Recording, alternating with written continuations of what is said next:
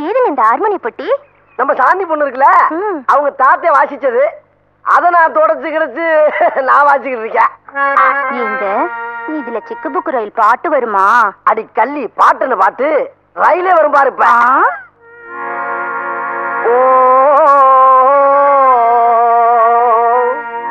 சிக்கு புக்கு ரயிலே இது கலக்குது பார்வையில. ஜிக்குவாலா ஜிக்குவாலா மயிலே ஓகே நாடி தூளே. ஐயா, நீங்க ஐயா கண் கலக்குறீங்க? தம்பி, வாழ்க்கையில நான் எத்தனையோ பாட்டை கேட்டிருக்கேன்பா. ஆனா இந்த பாட்டை கேட்ட உடனே என்ன ஆடி நரம்பெல்லாம் அடி போச்சுப்பா. ஐயா, ரொம்ப என்ன புகழாதீங்க. ஏன்னா எந்த புகழுக்கு நான் அடிமையாக மாட்டியா? அது இல்ல தம்பி, எங்க முதலாளி ஒரு சினிமா படம் எடுக்கிறாரு. அதுல உங்களை மியூசிக் டைரக்டரா போகணும்னு சிபாரிசு பண்ணலாம்னு இருக்கேன். அப்படியா?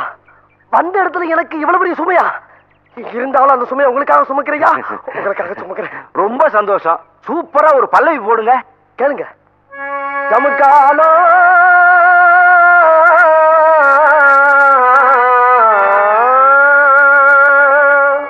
ஜமுக்கா ஜமுக்கா ஜமுக்காலோ ஓ ஜமுக்கா ஜமுக்கா ஜமுக்காலோ.